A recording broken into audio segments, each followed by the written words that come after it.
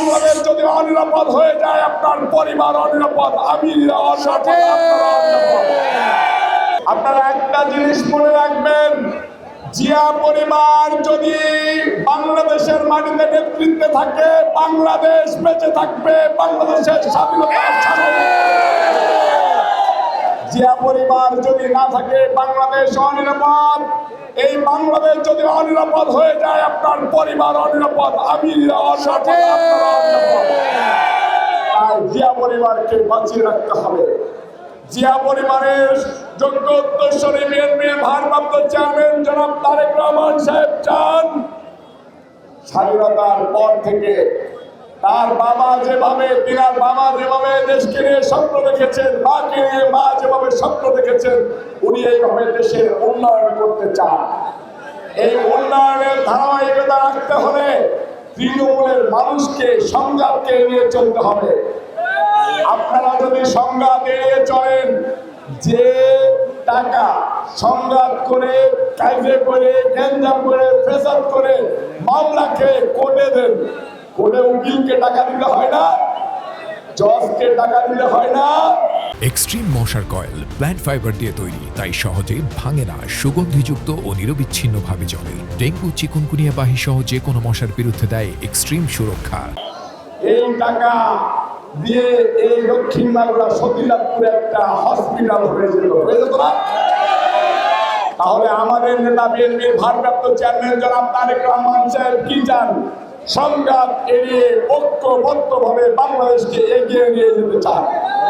স্বাধীনতার পরে বাংলাদেশ যতটুকু এগিয়ে যাওয়ার কথা ছিল, স্বৈরাচারদের তাণ্ডবে সেটা সফল হয়নি।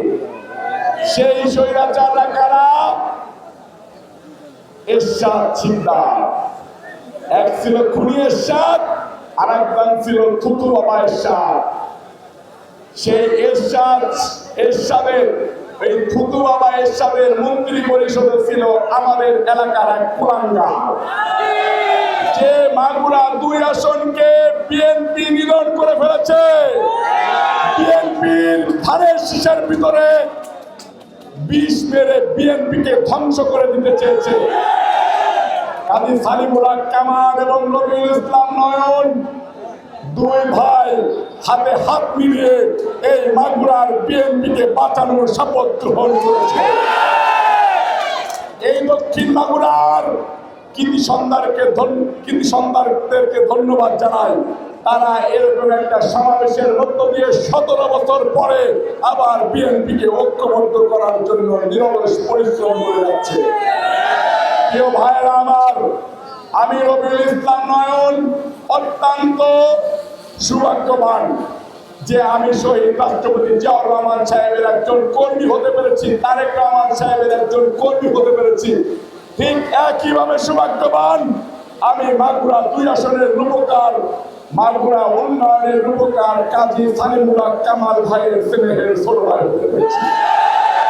আমি গর্ববোধ করি এরকম একজন ভালো মানুষ, বুদ্ধিমাত্রাশীল লোক সমাজে যে উন্নয়ন করে যায়, এরকম লোকের পাশে নেতারা কর্মী হয়েও থাকা ভাগ্যের ব্যাপার।